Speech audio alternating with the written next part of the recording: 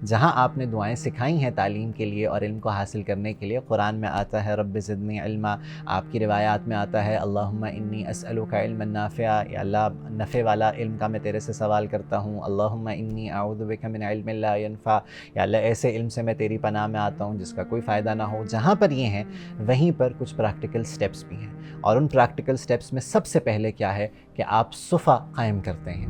کہ علم حاصل کرنا ہر مسلمان پر فرض ہے۔ آپ نے اس کو مرد عورت کے ساتھ خاص بھی نہیں کیا، آپ نے اس کو جینڈر کے ساتھ اسپیسیفائی نہیں کیا، آپ نے کہا جس نے کلمہ پڑھا ہے اس کے ذمہ ہے کہ وہ علم حاصل کرے گا۔ محمد رسول اللہ والذین معه اشداء علی الکفار رحماء بینہم۔ السلام علیکم ورحمۃ اللہ وبرکاتہ۔ بسم اللہ الرحمن الرحیم، نحمدہ ونصلی علی رسولہ الکریم، اما بعد۔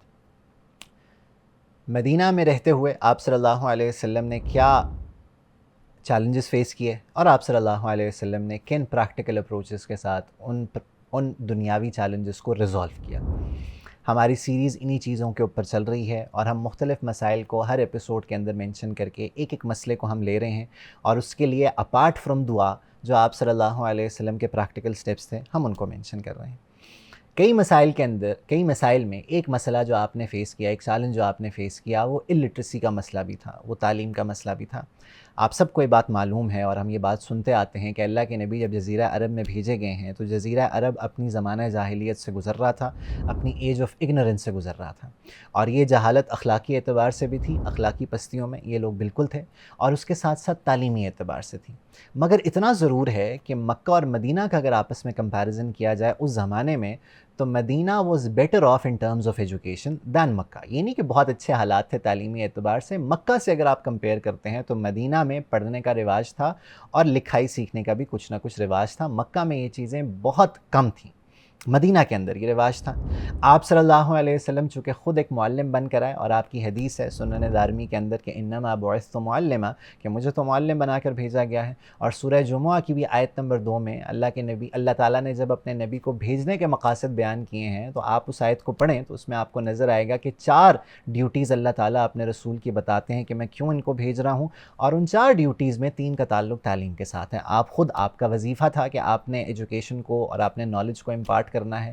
اب مدینہ میں جب آپ کو ایک کنڈیوسو ماحول ملا ہے اور آپ نے دیکھا ہے کہ یہاں پہ رغبت بھی ہے، تو آپ نے کیسے ان چیزوں کو آگے پھر چلایا ہے، اور آپ نے علمی اعتبار سے صحابہ کو ایلیویٹ کرنے کے لیے آپ صلی اللہ علیہ وسلم نے کیا کیا سٹیپس لیے ہیں، ان کو دیکھنا ضروری ہوگا۔ جہاں آپ نے دعائیں سکھائی ہیں تعلیم کے لیے اور علم کو حاصل کرنے کے لیے، قرآن میں آتا ہے رب زدنی علما، آپ کی روایات میں آتا ہے اللہم انی اسألک علما نافعا، یا اللہ نفع والا علم کا میں تیرے سے سوال کرتا ہوں۔ اللہم انی اعوذ بک من علم لا ینفع، یا اللہ ایسے علم سے میں تیری پناہ میں آتا ہوں جس کا کوئی فائدہ نہ ہو۔ جہاں پر یہ ہیں وہیں پر کچھ پریکٹیکل سٹیپس بھی ہیں، اور ان پریکٹیکل سٹیپس میں سب سے پہلے کیا ہے کہ آپ صفا قائم کرتے ہیں۔ آپ ایک مسجد نبوی آپ آتے ساتھ ہی تعمیر کرواتے ہیں، اور مسجد نبوی کے ساتھ ہی ایک پورچ تھا، ایک سایہ دار جگہ تھی جس کو صفا کہا جاتا تھا، آپ اس کو ڈیڈیکیٹ کر دیتے ہیں کہ یہ ہماری علمی درسگاہ ہوگی، یہ ہماری تعلیمی درسگاہ ہوگی۔ یہاں پہ جو لوگ آئیں گے، یہاں کے جو ریزیڈنٹس ہوں گے، وہ رسپانسبل ہوں گے اپنے آپ کو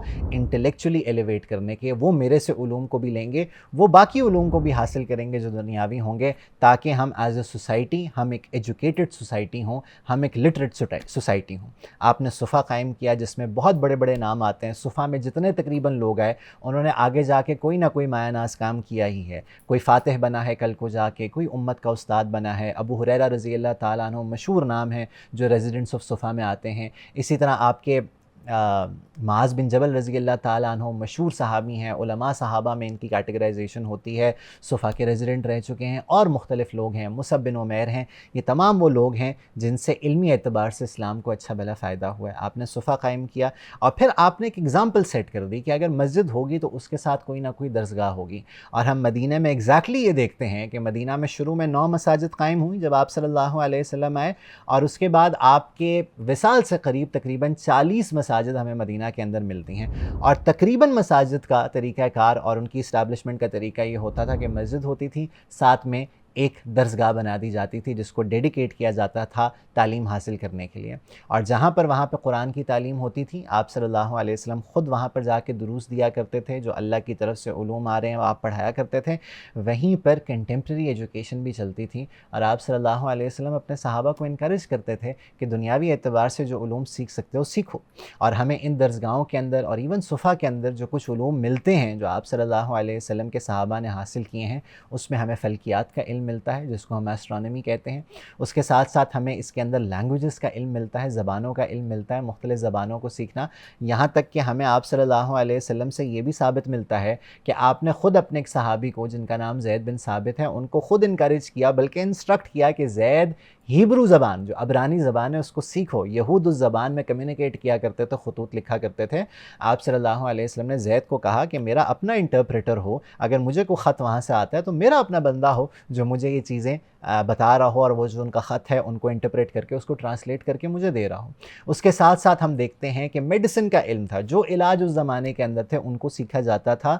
غرض کہنے کا یہ ہے کہ آپ صلی اللہ علیہ وسلم نے جہاں پہ قرآن و سنت کی تعلیم کو رائج کیا ہے، وہیں پر آپ نے عصری علوم یعنی کہ کنٹمپریری ایجوکیشن کو بھی پروموٹ کیا ہے کہ ان کو حاصل کرو گے تو ایز اے سوسائٹی ہم گرو کریں گے، ورنہ ایز اے سوسائٹی کلیکٹیولی ہم گرو نہیں کر سکتے، اور ہم آگے کل کو جا کے کمپیٹ بھی نہیں کر پائیں گے، اور دنیا کی باغ دوڑ بھی ہم نہیں سنبھال پائیں گے۔ یہ معیار اور یہ نظریہ آپ صلی اللہ علیہ وسلم کی طرف سے ہمیں تعلیمی اعتبار سے ملتا ہے، اور یہ ہمیں سٹیپس آپ کی طرف سے ملتے ہیں۔ اب اگین کہنے کا مقصد کیا ہے کہ خالی اس کا لکیر کا فقیر نہیں ہونا، یہ آئیڈیا ہمیں اللہ کے رسول سے مل گیا کہ تعلیم کے اوپر اہمیت ہوگی، اس کی حد درجے اہمیت اس کی دلائی جائے گی، اور اس میں کوئی جینڈر ڈسکریمنیشن نہیں ہوگی۔ آپ کی حدیث ہے کہ طلب العلم فریضۃ علی کل مسلم، کہ علم حاصل کرنا ہر مسلمان پر فرض ہے۔ آپ نے اس کو مرد عورت کے ساتھ خاص بھی نہیں کیا، آپ نے اس کو جینڈر کے ساتھ اسپیسیفائی نہیں کیا، آپ نے کہا جس نے کلمہ پڑھا ہے اس کے ذمہ ہے کہ وہ علم حاصل کرے گا۔ آپ نے آئیڈیا دے دیا۔ اب ایز مسلم ہمارے ذمہ ہے کہ ہم ان چیزوں کو مزید جتنا اور فلرش کر سکتے ہیں، جتنا اور پالش کر سکتے ہیں آج کل کے زمانے کے لحاظ سے اس کو کیا جائے، تاکہ کلیکٹیولی ایز اے سوسائٹی میں اور آپ گرو کر پائیں، اور انٹلیکچولی میں اور آپ گرو کر پائیں۔ نہ صرف دینی اعتبار سے انٹلیکٹ ہمارا ایلیویٹ ہو، ساتھ ساتھ دنیاوی اعتبار سے بھی ہو، تاکہ کلیکٹیولی ہم سب کو فائدہ ہو اور ایک آئیڈیل سوسائٹی میں اور آپ بنا پائیں۔ اللہ تعالیٰ ان چیزوں کو مجھے اور آپ کو سمجھنے کی توفیق عطا فرمائے، سیرہ کے ان ایلیمنٹس کو سمجھنے کی بھی توفیق عطا فرمائے جہاں پر اور ایلیمنٹس کی بات ہوتی ہے، تاکہ میں اور آپ حقیقی معنوں میں دنیا اور آخرت میں کامیاب ہوں۔ جزاکم اللہ خیر۔ السلام علیکم ورحمۃ اللہ وبرکاتہ۔